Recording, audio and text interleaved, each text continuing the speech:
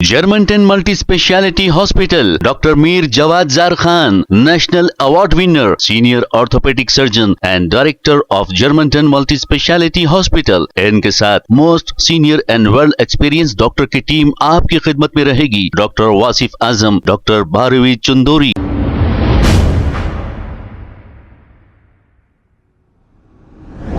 अस्सलाम वालेकुम नाजरीन, 7H न्यूज सच को रखे आपके आगे।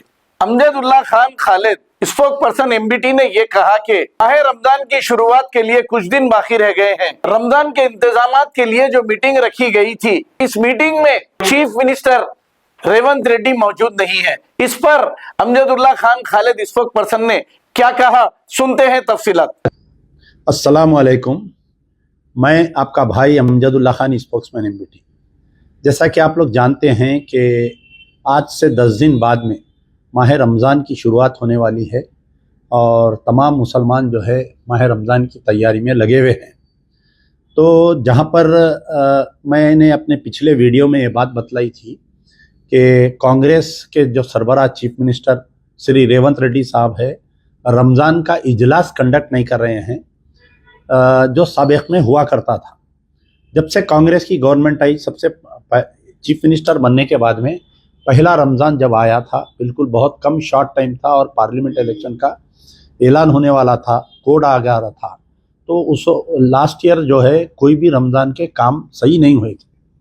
आपको मैं ये भी बतलाया था मेरे पिछले वीडियो में कि किस तरीके से पिछले जब यूनाइटेड आंध्र प्रदेश हुआ करता था, chief minister N Chandrababu Naidu CM थे, तो रमज़ान के जो इंतज़ामात आपके जो मीटिंग होती थी, जुबली हॉल में मीटिंग होती थी, चीफ मिनिस्टर उसकी सदारत करते थे। हमारे फारूक साहब माइनॉरिटी वेलफेयर मिनिस्टर उन्हों रहते थे।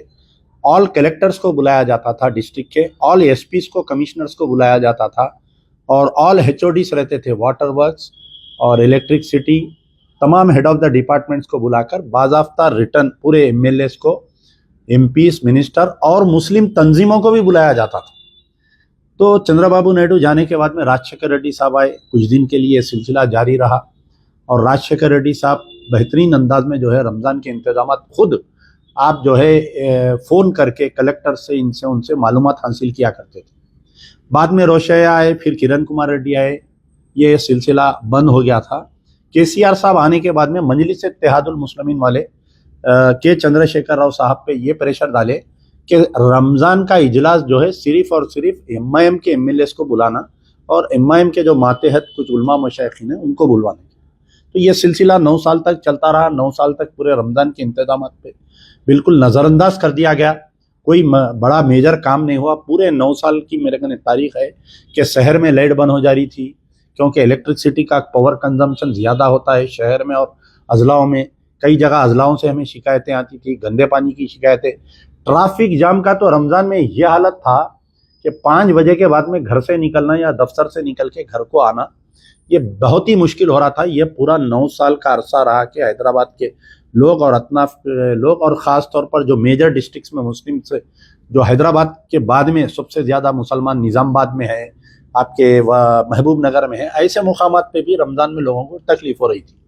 बहरहाल हम उम्मीद कर रहे थे कि हमारे कांग्रेस की गवर्नमेंट आने के बाद में चीफ मिनिस्टर रेवंत रेड्डी साहब ये पुरानी रिवायत को फिर से लागू करेंगे और मुसलमानों को इम्पोर्टेंस देंगे, क्योंकि जब इलेक्शन के दौरान में बड़े बड़े वादे किए गए थे, वो दूसरा इशू है, मैं बाद में बात करूंगा उसके ऊपर। लेकिन हमारी ये उम्मीद थी। तो पहला साल तो वैसे ही चले गया, कोई ऐलानात नहीं हुए, कुछ नहीं हुआ।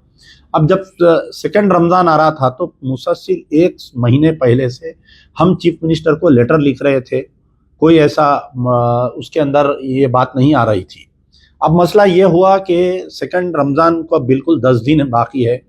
आज से कुछ दिन पहले चीफ मिनिस्टर के जो प्रिंसिपल सेक्रेटरी कोई आईपीएस ऑफिसर, शाहनवाज कासिम साहब आईपीएस ऑफिसर, ये एक इजलास कंडक्ट किए। उन्होंने कंडक्ट करके बिल्कुल कमरे में 4 आदमी बैठ गए, ऑफिसर बैठ के एक ऐलान कर दिए कि मक्का मस्जिद में जो है हम खजूर और पानी बहुत देंगे, शाही मस्जिद में खजूर और पानी देंगे, सेक्रेटेरिएट के 2 मसाजिद में।